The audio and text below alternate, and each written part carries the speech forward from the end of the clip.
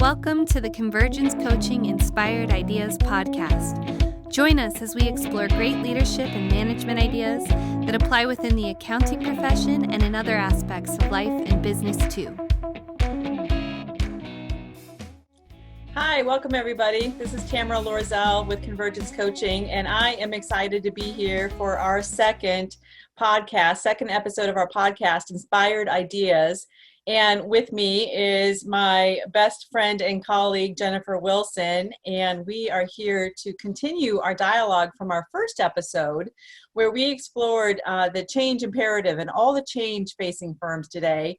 And in that podcast, we committed one of our next immediate follow-on topics was to explore the capacity challenge and how to solve the capacity challenge. So that's what we're here to talk about. So welcome, Jen. Hey, thanks, Tamara. I'm glad to be here. Great. Awesome. So as we look at capacity, I think that's one of the things that you and I probably talk about several times a day, either with each other, with every single client, in every conference. So maybe we just start with, what do we mean by, capacity challenge, and what do you think is causing it? Great questions and great place to start. So the capacity challenge is essentially something that's been going on maybe since the dawn of time in public accounting, but certainly the last 2 years in earnest, I would say, where firms just feel terrifically understaffed for the work that they have in place during the high volume periods, typically spring and fall, and where their people feel super stretched and really flattened out and almost, borderline beat up and abused when they finish this busy season, including the partners. So this isn't just about staff. Everybody feels rough afterwards. And we've been talking about it and acting like, well, we're going to solve it. But when you have that kind of a problem occur for several years in a row, it begins to have this hopelessness. And so, we really feel like firms need to stop talking about the capacity problem and start solving the capacity problem, which is what we thought we would, talk about in this podcast. So that's a little bit of the definition of it. And I also think I just add one more little ripple to it, and that is not just the capacity to do the client work that's before us and to get that executed in quality and on time and on budget and all of that, but the capacity to drive all the other changes that we talked about in our first podcast, the change imperative, and the changes that need to be made in talent and all of our programs and approaches there, and technology, all that implementation and design and work that we need to do, and all the next gen client experience changes we need to make. We don't have the capacity to make those, dang it. So that's kind of the problem. Yes, perfect. And I think everybody can empathize with that problem. And I appreciate you saying that it's an age-old problem, but I think one of the things that's different is that it is continuing, not just in busy season, that we are just, strangled all through the year. And we're for sure struggling with capacity for some of those new initiatives that we want to focus on, new services to clients and consulting services and all of that. So I think one place I want to start, I think people go to hiring, like we should just hire more. And I think we all know that we are short on the hiring. We talked in our first podcast about the idea that we have a shortage of number of people. We have, we could look at the statistics of the number of CPAs graduating. And I think that's one of the things that we've been coaching firms on doing is to step away and almost blank sheet the kind of roles that we need now in public accounting. And what kind of roles can we create that are not requiring a CPA, or what kind of roles can we create that could start to facilitate some of these other initiatives that we want to work on, and structure it differently instead of looking at our staff, senior manager levels that we traditionally would hire for, and pull out some of those tasks and responsibilities. And I think that's one place for sure to start and say, how can we restructure the roles and who we're hiring for, and back up and clean sheet it. So I think that's one idea for firms to address the capacity challenge. You're right. One of the reasons we have this capacity problem is because we've had a shortage of CPAs. I think there's a flawed way of thinking that is, I need X CPAs to join us, or CPA candidates, but capable of becoming CPA credentialed. So accounting grads, I need X number of those a year, or we as a firm, X a year in order to meet our capacity needs. And those people need to stay, and we need to move them up the ranks. And we've had this traditional model, and it's always been that way for as long as I've been part of this profession. And we're stuck in that thinking. And so you have a CPA shortage, and the answer is yes, we have a capacity problem, but we're trying to find those CPAs. We just have a shortage. Well, okay, good. Now let's find something other than accounting grads. If we can't find them and we can't put them in place, as you said, then let's think about what parts of our service delivery processes don't require an accounting degree, don't require a CPA designation. And that requires retooling the service delivery process, like workflow mapping it and changing who does what. And like you said, it may be a levels change. It may just be that non-accounting grads come in as staff and they still could be seniors and they still could be supervisors and they still could be managers, but what they're going to do is different. And I'll give you an example. I keep telling firms, just to illustrate this idea, why don't we think about hiring insurance customer service reps that work in, let's say, healthcare, and they're used to looking at forms that have numbers, for different reimbursement codes, and they have dollar amounts associated with them and payer numbers and things. And there's forms that have fields on these computer systems, and they're used to auditing all of that and making sure it's all accurate. And why wouldn't we have them come in and audit, become the reviewer for our OCR scan ahead prep products on the tax side? Why wouldn't we do that? And maybe we would call them a tax review representative or something, our tax preparation representative. I don't know what you'd name it. They'd be part of the service delivery process. Now, when I talk about that, firms will say, well, okay, so we'll put them in the admin department. I'm like, no. They're client-facing service delivery people. They're billable in that traditional sense. They're part of the service delivery roadmap or process that we have. So they are part of the tax department and they're trained by the tax department. And then the next objection, do you know what it is? What if we hire those people in to do that? Then how will we train the future generation? The ones that I need to become tax CPAs, the ones I want to be signing returns and things. And then we say, well, make them go through the tax review representative role for 6 months or one busy season. It's not that they can never do it, but let's not put them in there for 3 years, which is kind of our current training process. Well, and I think it'll prepare firms, Jen. You just made me think that'll help firms prepare for what's coming as things get more and more automated. We need to elevate our training and what people do when they come in, our accounting graduates, when they come into the firm. So this is just laying the groundwork for that so that we're prepared for that. That's coming anyway. And then we'll have to, evolve those roles as we go too, but it will lay the groundwork for that. Right. Well, the other thing is, we're tending to be like a manufacturing production line or something. Right. We're not relational enough with our clients as it is. Because of capacity. I don't have time. I would if I could. So what if our traditional competitors on tax have been other tax guys, but now they're becoming people like wealth managers. And wealth managers are saying, hey, we'll help you holistically with your overall wealth management strategy that includes tax saving strategies. And we'll do your taxes. Well, maybe we need to hire finance degree people into our tax departments and start doing the same sort of holistic service, this partnered service together, whether we're doing the actual wealth management or whether we're just helping clients with their overall life planning. It's a way of thinking where we're not just stuck on accounting grads. And, we know how important data analytics will be. We need some data analysts. And, there's just this, the capacity being stuck on accounting grads, I think, is one of our challenges. Yeah, we got to do something different for sure. Yes. And I think part of that, as you look at that, and where we're starting people, I think one of the things that firms are looking at, or at least talking about looking at, is what kind of clients should we be continuing to serve? Because I think as you go through that whole workflow and we re-engineer processes, we start to look and go, why are we serving some of these clients? They don't fit anymore. They might have fit 10, 15, 30 years ago, but they don't fit anymore, just like our positions don't fit anymore. And so culling clients, I think, has become something to look at. And I think that's another thing. We talk a lot about it, but we don't have the capacity to then, make the decisions. And it's hard to let go because it is relationship business, but to call the clients. Do you want to speak about that? Oh my gosh. Yes. And, calling clients is like, just like we have a capacity problem, has been said every year since I've been in the profession. the idea of culling clients. We should cull clients, Right. and nobody does. And mostly we don't. I don't care what excuse you give me. I don't care. The main reason we don't cull clients is because we're getting paid not to. And so we have to change compensation systems in our firms to have it that I don't get paid based upon the number of dollars I bill or the number of dollars under my control or in my column. If you don't change that, then culling, the idea of top grading or culling or letting go clients, probably won't be effective. There'll be a few company men and women who will be like, man, I'll do it because I know we need to. But then there's a bunch of others that will hoard theirs, even though they're terrible and they're clients we should let go of.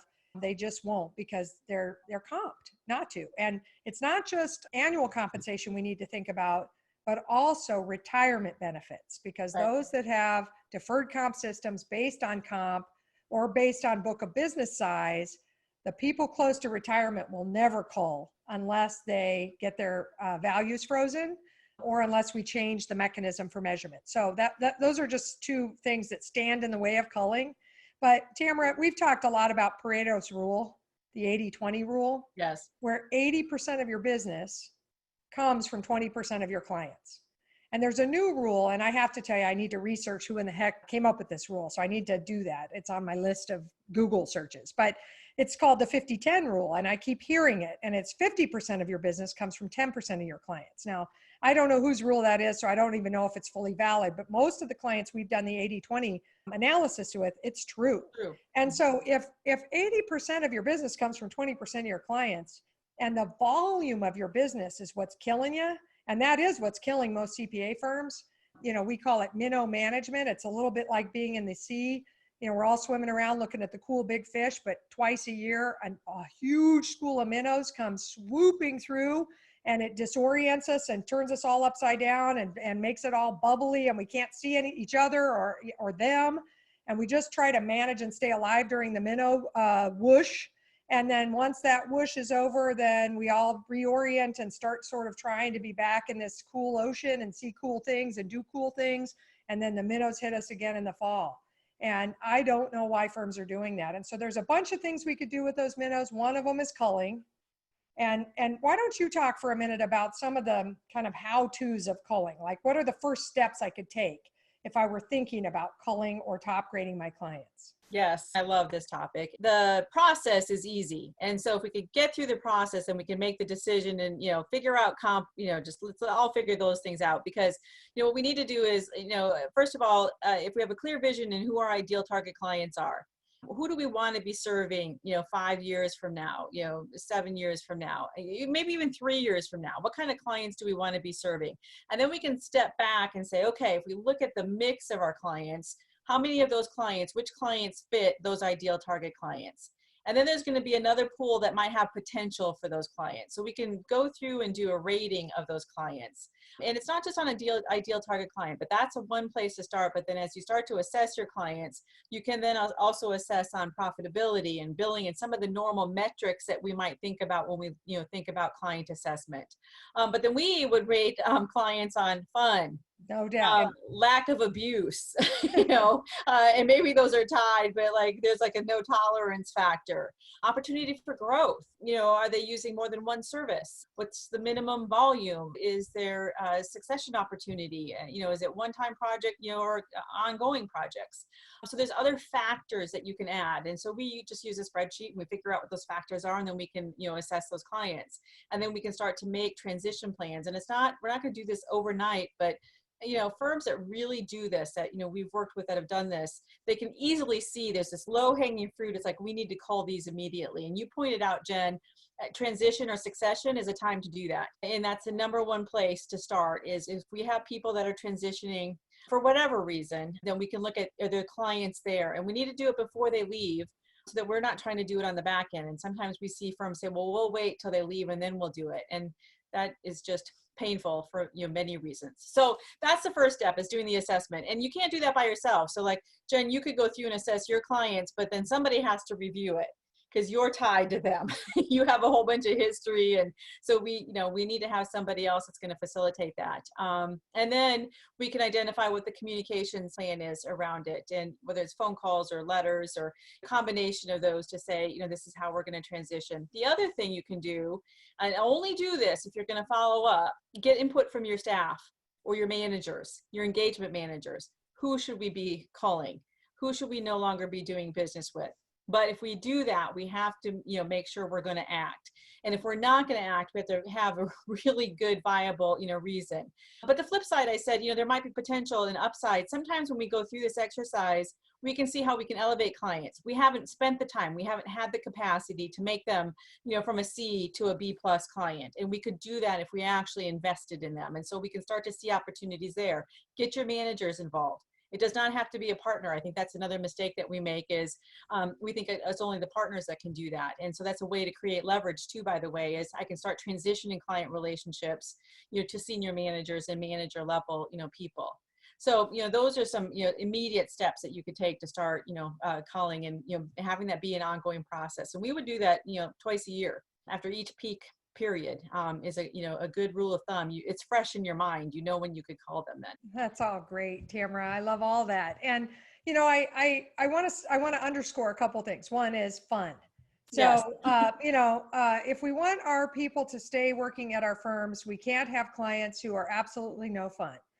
We can't have clients who are mean or demeaning or abusive, or their environments are horrible to work in, or they nickel and dime us, or they're shady in practices, or any of those things. Those people should be packaged up and given as a gift to our most favorite competitor locally. And by favorite, I mean the one that we feel like we most wish would have those clients. We can just send them onto the street and let them find their way to someone else, because we should not keep them. And that's an anti-retention strategy of your staff. If you keep poor clients, or you ask them who to call and you keep bad ones who just have bad behavior. Right. So those folks need to go. People who don't pay you. If we have any slow pay or no pay clients, we like to say that a client who doesn't pay you is not actually a client, because the definition of client is they pay us for our services. So if they don't pay you, I don't know why we're talking about this. They should be gone. And I know there's lots of reasons, and there may be AR tied up in it or whatever. Too bad. Those folks probably should go. I also want to say, don't think you're culling your clients if you are going to raise fees on them. A lot of people will say, I know how I'll get rid of them. I'll triple fees, right? Yes. Or I'll do 10 times fees. And then I say to them, well, that never works. Clients that you most want to get rid of when you raise the prices, even exorbitantly, they will stay. And some CPAs will say to me, well, then problem solved. And I'm like, no one likes them. They're an anti-retention client for you in terms of staff. You might be making more money, but we don't have any more capacity to serve them than we did. The money doesn't buy the capacity per se. So anyway, those are all sort of tricks that I hear people say. The last one I'll share on culling that we just can't do is some people will say to me, well, they're on extension, so we can't cull them until we file the extended return. Then we need to bill it and collect it. And then we get back around to January, and I can't let them go in January because, that's when we start the new cycle of service. And I'm like, wait a minute. First of all, if we make a decision to cull them, then tell them, sorry, this is our last year filing for you. We'll file and we'll collect at the same time. We're not going to file till we collect for this return. And we are going to have you go somewhere else. And we always tell people, when you're breaking up with a client, you do it just like you were taught to break up with a boyfriend or girlfriend. It's not you, it's me, it's us. We really don't have the capacity. Our firm has grown rapidly. We haven't been able to add the headcount. We've had to make some tough decisions about who we can continue to serve. And at this point, we're going to have to, resign from serving you. And we've appreciated the business, and we have some local folks that we can refer you to if you'd like, and we'll be very cooperative in helping you get to your next home. Thank you very much, like that. So anyway, it's and don't break up over text. No, probably not. No. And we have a letter. We have a sample letter. And Tamara, you mentioned a grid that we have for rating the clients, which, by the way, has 1 million rating factors, and we wouldn't want you to rate them on all those, but we gave them to you. And if you guys want them, our contact information is somewhere at the end of this podcast or somewhere attached to the podcast. reach to Tamara or I, and we'd be happy to provide you those tools. Yeah, absolutely. And some articles on how to, continue that process for sure. So I was kind of joking when you were talking about that, like this idea of technology. And I think that's a way to create capacity also. And part of it is if the clients don't have the technology that we say we're using, we have to stop doing exceptions. Like that would be one of the criteria for culling. So as you look at that, then what kind of technology, are we using to create efficiency? And you said OCR and, scan ahead, and there's, other technologies from a workflow management perspective, and even going through a lean process, improvement, which looks at technology, but also your workflow, which will help you define new roles that we talked about. That's very tied to all of those examples. But I think those are places, to look from an efficiency to create capacity. What are your thoughts about that? I agree. With all of what you said, and then also like technologies on the audit side, the data analytics tools that are out there, the ability to export data to some of these tools now that are available, for testing transactions and finding exceptions. And, the AI is getting better. We're getting all kinds of cool reporting tools that can save us time. Cloud, of course, is a big savings, especially on the client accounting side, but really serving clients more remotely can buy back capacity, no longer commuting, no longer having long travel times, minimizing the amount of time on the road can help us, and technology, of course, is required for all of those things. There isn't any doubt that technology is a big part of the capacity buyback, if you will, and firms have to be figuring that out. I think also, Tamara, a couple more capacity saving strategies or expansion strategies, if you will. When we do this Pareto's rule and we examine our big fish and our little fish, the minnows, we may decide that we don't want to cull certain small clients that are very simplistic in service, let's say simple 1040s, but they're tied to other things, or we just don't want to cull them because they're good people. And we would say segregate them, create segregation of service, and on the real small, simple stuff, segregate them and put interns and first years on them. Put some of those non-accounting grads on them. Put some non-partners in charge of those pools of simpler work. Let those people manage those. It can be big revenue sometimes for a firm. It can be $1 million or $2 million. It could be big. Those people get a big opportunity to manage kind of a big book of business, but it's the simpler stuff, and they're focused on people and process and workflow and quality and output. But we take all those simple things out of the hands of our partners, out of the hands of our higher level senior managers and managers who really shouldn't be working at that level. And that's another capacity buying strategy, because then we open up that top end capacity to do other things like business development, people development, and change management. Which needs to happen. And then we have outsourcing and offshoring. Those are other two big ones.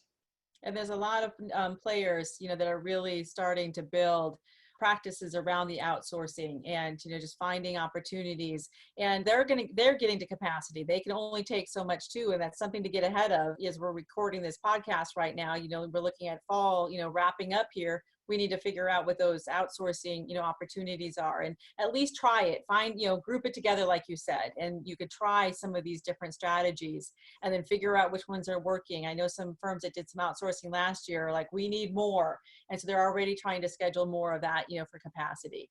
I think the other thing, just to touch on is, looking at how we're measuring.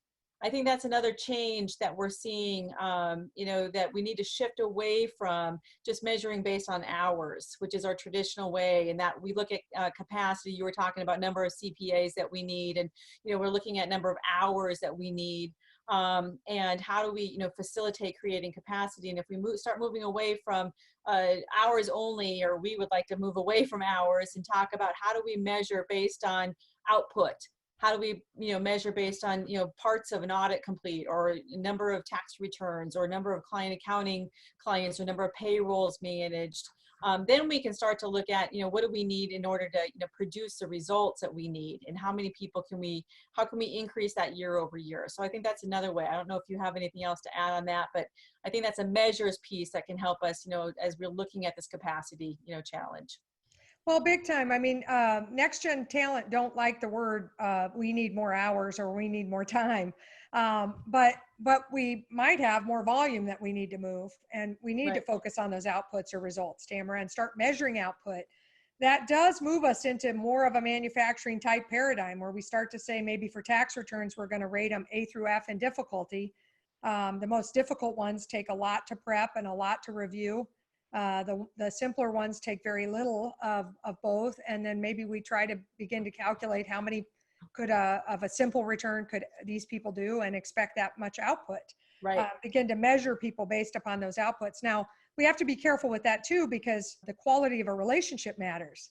And we're Right. trying to build relationships with these clients and become more advisory and use more query and learn more about them. And those things are hard to measure in those per piece measurements, if you will. And so you have to have these qualitative relationship measurements like number of services per client. You mentioned that earlier. Those kinds of things that we, maybe net promoter scores for the relationship piece, that we couple with those output-based measures that come together to be our new public accounting measurement system. And we probably have a podcast we need to do on that, I Tamara. think so. I was Yeah. just going to say, as you Yeah. can tell, we're a little passionate about this topic, and we could probably go on forever. But I think what we want to leave everyone with is, while there is a capacity challenge, and it's real and it's felt at every single level in the firm and every single firm that we're encountering, there are solutions. And so we try these solutions, pick a couple, and figure them out. Yeah. Well, I have one more. I can't let you wrap up. I can feel you're wrapping up, Tamara, but I don't feel like we can let them go without talking about service line specific cross firm scheduling, or Yes, yes, at a yes. minimum, just scheduling, right? Having a scheduling Yes. function and scheduling the work and not letting partners directly assign work to staff. That's in the small firm paradigm. It's I walk out of my office and I just use these There you people go. because I like them or whatever, right? But when we get to be bigger and we get to be multiple office, we can really have inefficiency, and we can really end up like squandering capacity. When we so here's how we do it that we're like managing assignments by geography, instead of saying, hey, who are all the people on the audit side and how can we use them across the firm on all these audit jobs we have. Right. And especially as we move to more remote work, this becomes easier to do. But we really worry about firms who say this office needs to hire 3 tax people or whatever. And we're like, yeah, but that office has 3 tax people with capacity and you're not using them. And so that's the other sort of thing. It marries technology with workflow, with a change in philosophy, and with remote, I mean, it's all of these ideas, but scheduling our resources across the firm by service line. So some firms will just schedule by geography, and that messes them up. Some just schedule by industry. And if you have a really big industry group, you can do that. But when we have industry groups that don't have that much volume, we can't dedicate people to industry. They need to work across industry in order for us to maximize capacity. So we see a lot of scheduling mistakes, if you will, or a lack of scheduling. And that would be my, I just couldn't let it wrap without talking about that one too. Well, and I think it ties back to the whole lean and workflow process, like we were talking about, because you can't do those processes without identifying that. And that really takes discipline. We talked about the whole resistance to change, and I think that's one of them. So I'm glad, we said that, because we have to be disciplined to consistently schedule, and I can't do it my way for my clients or with my favorite people. It doesn't create the leverage, and it's not fair to the people. That's not an engagement strategy either, because there's going to be an unfairness about what kind of opportunities people have. So I think that's a fantastic point. Any other thoughts before we wrap up? Just that I think we also have a podcast all about change resistance and all the reasons people resist and how to overcome it. Because, while I was talking about all that, I could just hear all the, but, well, wait a minute, exactly. but, for those of our listeners here, these ideas are real and they're valid, and there's people that we know doing them, and we'd be happy to connect you with them. If you reach to us, you can overcome the resistance. Don't be resigned. These changes can be made, and you can manage this capacity challenge. You can solve it. And we're excited about seeing you solve it. We know you can do it. And those that do it, I think, win the game. I think those that do it are going to win this next phase in public accounting. Absolutely. And I think we'll have some industry leaders come and talk to us about how they have helped people transition through that resistance and how they've, facilitated change. I think that would be a great next podcast. So we've got lots of ideas for future podcasts, and we're glad that you participated in this one. And, thank you. And we look forward to our next one. We've got lots of topics. So we look forward to seeing you next time. So thank you for being here. Thanks, Tamara. Thanks for listening to the Convergence Coaching Inspired Ideas podcast. Be sure to visit convergencecoaching.com to join the conversation, access show notes, and discover our fantastic bonus content. If you enjoyed this podcast, please subscribe and leave a rating and review. Have an inspired day.